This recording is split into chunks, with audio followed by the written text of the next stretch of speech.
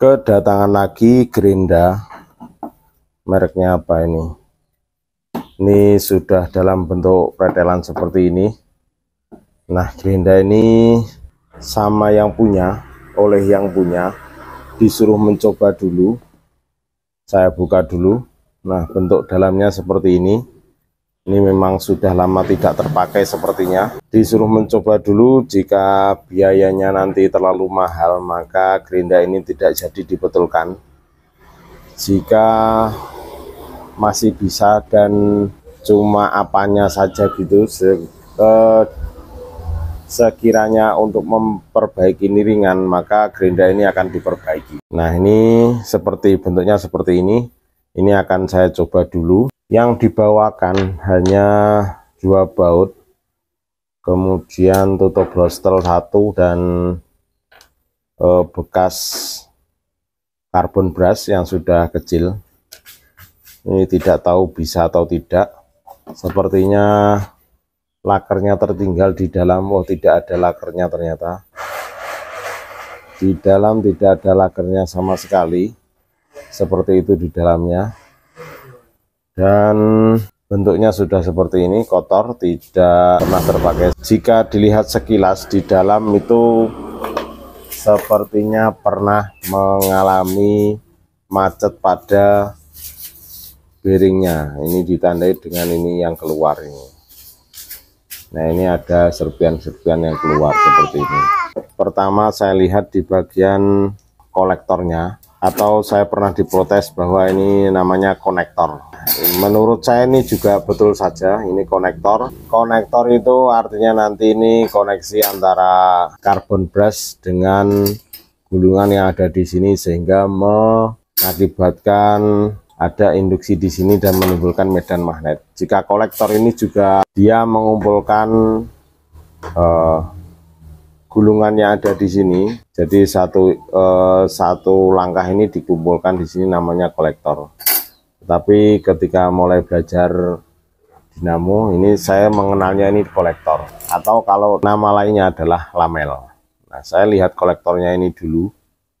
Nah, seperti ini kolektornya, saya lihat dari dekat. Di sini ada beberapa kolektor yang sudah sepertinya terluka ini.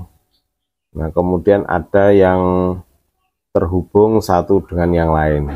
Ini harus saya pisahkan dulu. Saya pisahkan dulu yang beberapa kolektor yang terhubung ini, sehingga nanti tidak ada kolektor yang saling terhubung selain melalui gulungan di bawahnya ini. Ini saya bersihkan dulu, saya buka dulu yang terhubung.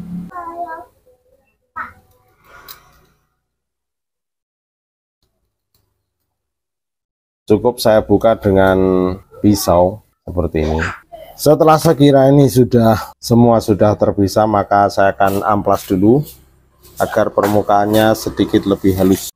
Selanjutnya saya akan memberikan bearing bernomor 627, karena kalau saya lihat dari tempatnya itu sepertinya agak besar, jadi jika menggunakan 607 kurang cocok.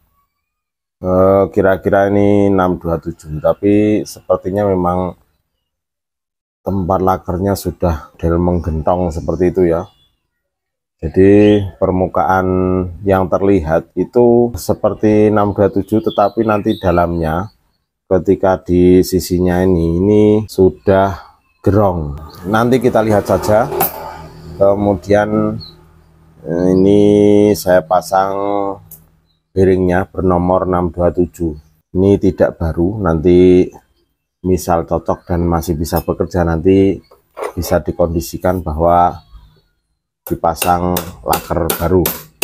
Sifatnya bearing ini hanya untuk mencoba apakah angkernya ini masih baik atau tidak. Untuk gigi sebenarnya masih bagus, kipasnya ini juga sudah longgar.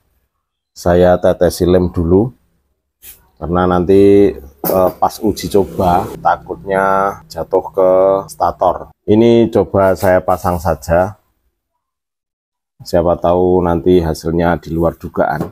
Kemudian saya teruskan dengan baut Oke, ini sama sekali tidak bergerak. Analisa saya memang kipasnya terlalu ke bawah sehingga menyentuh pada statornya. Ini sama sekali tidak bisa bergerak. Oke, coba saya buka dan kipasnya saya posisikan agak mepet ke kepala gerinda, karena memang susah untuk saya alihkan ke agak ke bawah dan sudah saya lem tadi. Ini saya tekuk saja di bagian baling-balingnya, semoga saja bisa berfungsi. Saya coba lagi, nanti kalau belum bisa saya alihkan lagi.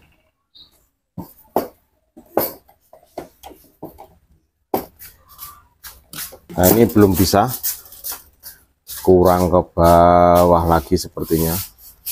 Coba saja, saya coba lagi. Nah, kipas seperti ini, jadi tanpa bantuan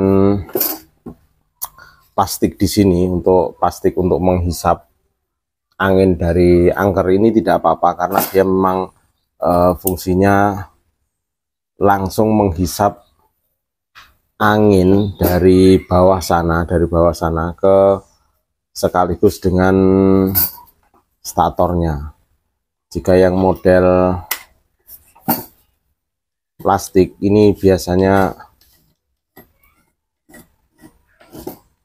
harus ada plastik bantuan. Nah, ini sudah bisa,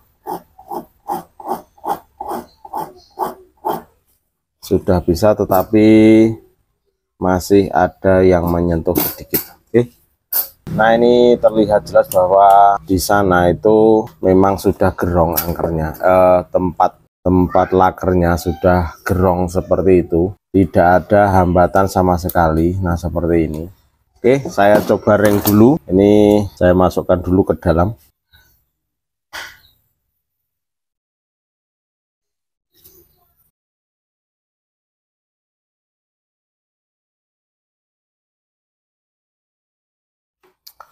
Saya sudah menempatkan ring pada sisi rumah laker. Ringnya terbuat dari prespan, kemudian saya tetesi lem ringnya, semoga bisa mengganjal yang gerong atau yang terkikis oleh panas dari laker. Nah, ini yang saya lapisi, yang terindikasi menurut saya itu yang sudah rusak. Semoga berhasil. Coba saya masukkan lagi. Nah, ada hambatan sedikit.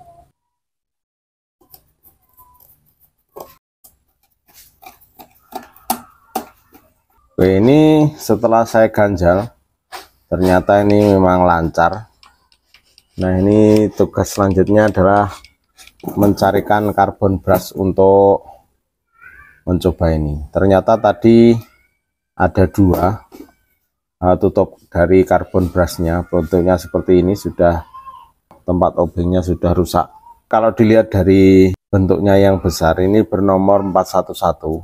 Oke, karbon brush ini sudah terpasang. Saya akan cek hasilnya bagaimana. Saya cek di bagian kabelnya dulu. Saya cek dengan avometer.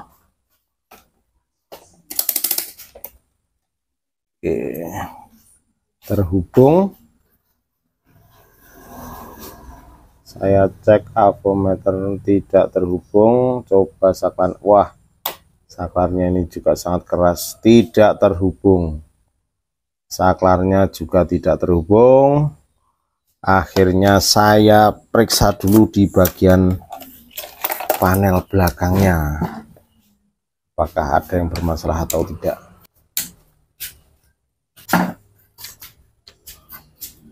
Saya cek dulu apakah ini terhubung.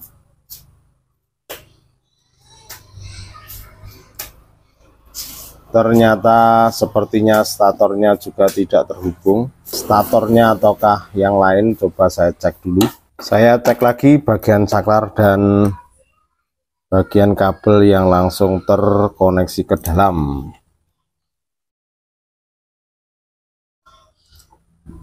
ternyata memang tidak terhubung. Nah, ini ada sambungan, coba saya cek dulu apakah dari sambungan ini bisa maksimal. Baliknya coba. Oke, ini bisa maksimal. Coba saya lepaskan dulu sambungannya dan saya masukkan karbon brushnya. Tempat karbon brushnya ada yang tertekuk.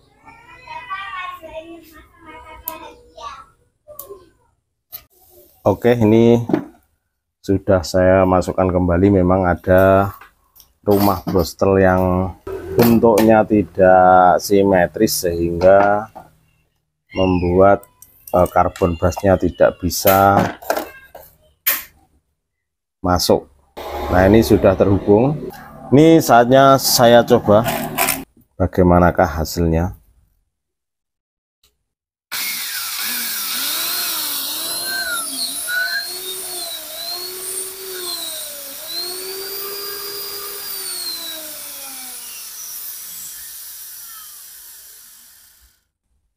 Di luar dugaan ternyata ini masih bisa berjalan dengan baik, tetapi di sana ada nyala api yang sangat besar.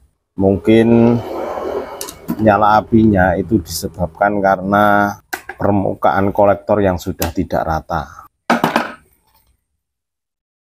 Nah, seperti ini. Ini yang tengah ini habis, ya ini masih. Dan ini mungkin jika dipakai tidak bertahan lama. Saya periksa dulu apakah masih ada yang konslet atau tidak. Sebenarnya sudah tidak ada, kolektornya sudah hampir habis.